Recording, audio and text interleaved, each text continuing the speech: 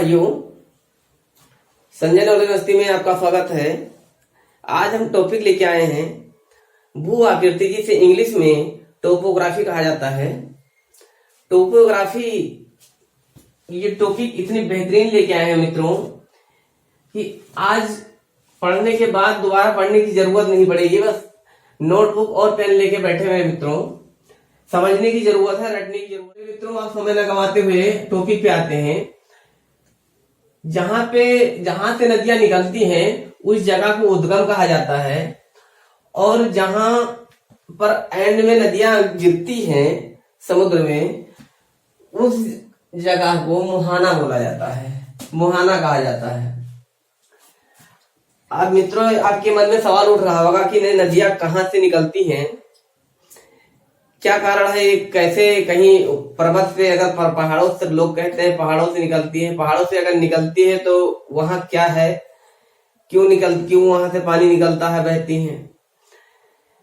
कारण क्या है कि जो हमारा पर्वत हिमालय है वो काफी ऊंचाई पे है, और जितनी ऊंचाई बढ़ती जाती है उतना डिग्री सेल्सियस तापमान घटता जाता है। जब माइनस तापमान में हो जाता है तो वहां पे बर्फ जम जाती है।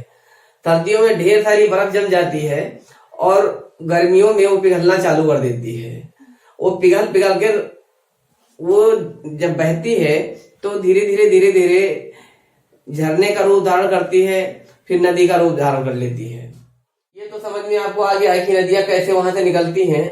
वो जो बर्फ होती है वही पिघल कर वहां से बहकर और चलती है, और ऊंचाई पे होने के कारण वो अपने कई रास्ते से बह करके फिर निकल के एक नदी का रूप धारण कर लेती है।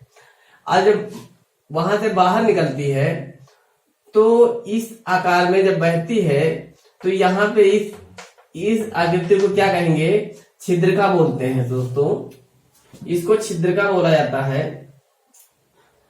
और नदी जब इस आकार में आके झरना के टाइप में, जैसे ऊंचाई से नीचाई पे जब गिरती है तो इसको झरना या जलप्रपात या इंग्लिश में वाटरफॉल कहा जाता है। अब मेरे दोस्तों, जब नदी ऊंचे से नीचे की तरफ यहाँ गिरती है तो यहाँ गड्ढा बन जाता है। नीचे की तरफ यहाँ गिरती है तो यहाँ गड्ढा बन जाता है। कहीं पानी अगर एक बाल्टी गिरा दीजिए कुछ देर तक, तो जहां मिट्टी होगी वहां मिट्टी में गड्ढा हो जाएगा थोड़ा बहुत। वो तो निरंतर गिरती ही रहती, पानी गिरता ही रहता झरने का, तो वहां एक गड्ढा बन जाता है। तो उसको बोलते हैं अवनमन कुंड, जो हमने ऑलरेडी पहले ही लिख दिया है। अब मेरे मित्रों, साथियों, वहां से जब नदियां निकलती हैं तो पहाड़ों से खूब सारा कचरा लेकर के चलती हैं। क्योंकि हमारा हिमालय पर्वत से जब नदियां निकलती हैं तो हमारा हिमालय पर्वत जो है वो नवीन पर्वत कहलाता है 11 करोड़ साल पुराना जरूर, लेकिन वह नवीन पर्वत कहलाता है। क्योंकि ज्योग्राफी में 11 करोड़ साल का मतलब कुछ भी नहीं। हमारे भारत का दक्षिणी भाग का पठार है वो 16 करोड़ साल पहले है, पुराना है, बना हुआ है। तो जबकि 11 करोड़ साल का जो है हमारा हिमालय पर्वत, ये युवा पर्वत कहलाता है, जब 11 करोड़ साल का हुआ है जब। तो मेरे मित्रों, अभी वहां की मिट्टियां कच्ची हैं, तो नदी जब निकलती है तो ढेर सारा कचरा लेकर के निकलती है। तो उसे क्या कहते हैं, निक्षेपण कहते हैं। जो मिट्टियां किनारे किनारे जमा हो जाती हैं उसे निक्षेपण कहा जाता है। अब मेरे मित्रों, इस निक्षेपण को प्राकृतिक तटबंध भी कहा जाता है, क्योंकि मिट्टियां ढेर सारी जगह जगह लग जाती हैं तो ये तटबंध का काम करती हैं। प्राकृतिक तटबंध या नेचुरल लीव्स कहा जाता है इंग्लिश में। अब मेरे साथियों, यहां मुहाने पे आकर के ये अवनमन कुंड तो आपको बता दिया, और इस तरह का जब बहती है नदियां तो यस आकार की घाटी बनाती हैं। यस आकार की घाटी, जिसे इंग्लिश में मीनांडर बोला जाता है। अब मेरे मित्रों, ये जब मुहाने पे पहुंचती हैं तो पहले तो ये नदी का रूप ले लेती हैं, नदियों के रूप में बहती हैं, लेकिन जब मुहाने पे पहुंचती हैं तब वो जो ढेर सारा हिमालय पर्वत का कचरा पूरे मतलब जो है रास्ते का जो कचरा ले जा करके वहां रख देती हैं, पटक देती हैं। क्यों? क्योंकि वहां पानी की गति उनकी धीमी हो जाती है।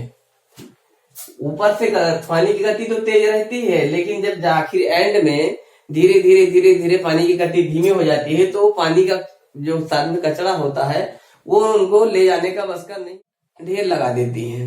जब ढेर सारा हो जाता है, जब ज्यादा कचरा जम जाता है यहाँ पर मुहाने पर, तो साइड साइड से नदियां निकल जाती हैं और बीच में कचरा जमा कर देती हैं, तो उसको डेल्टा कहते हैं।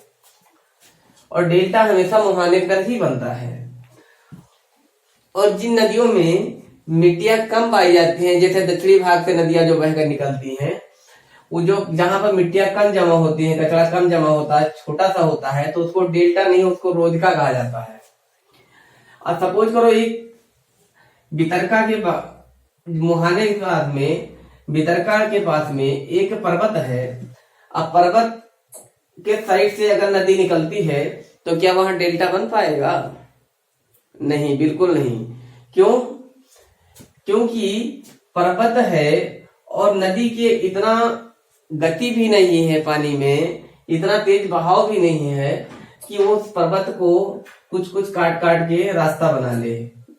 तो जो पानी के साथ में कचरा होता है तो कहता है अब ले चलो भैया, यहाँ जगह है नहीं और फैलने का उसको जगह नहीं है, तो ले जाकर के वो घिसका घिसका के अला के यहाँ समुद्र में गिरा देती है। समुद्र में जब गिरा देती है तो इस गिरते गिरते गिरते ढेर लग जाता है इस कचरे का, तो इसको ज्वार नद बोलते हैं। ज्वार नद हिंदी में ज्वार नद बोलते हैं।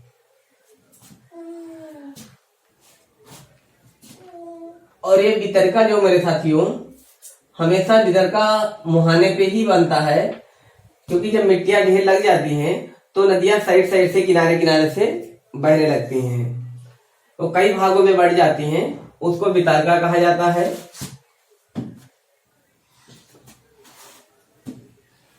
बाकी मेरे दोस्तों, समझ में तो आपको आ गया होगा। अब एक चीज और देख लीजिए, कभी कभी नदियां क्या करती हैं, तेज बहाव के कारण यह आकार की घाटी बनाती हुई चलती है, लेकिन कहीं कहीं काट नहीं पाती हैं मिट्टियों को, लेकिन सोचती हैं कि बेटा रुक जाओ, अब की बार नहीं तो अगले साल नहीं दूसरे साल, कभी ना कभी तो तुम्हें हम कटिए देंगे।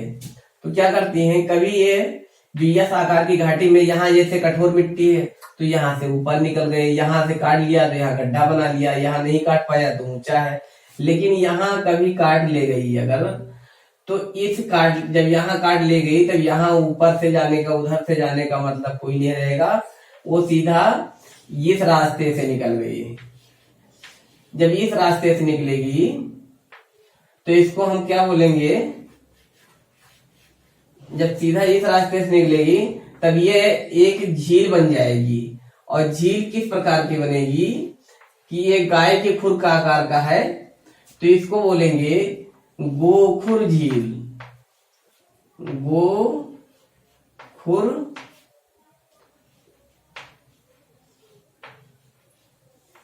गोखुर झील, इसको गोखुर झील बोला जाएगा। और ये नदियां सीधी जाके ऐसे निकल जाएंगी यहां से।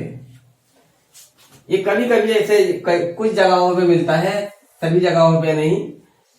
कभी नदी होती है जो ऐसे घुमावदार ऐसे काटती है, ऐसे होती है, बहती है, ऐसे बहती है, लेकिन कभी होती है जो सीधे काट के ऐसे निकल आती है, तो ये झील बन जाता है, झील का निर्माण हो जाता है।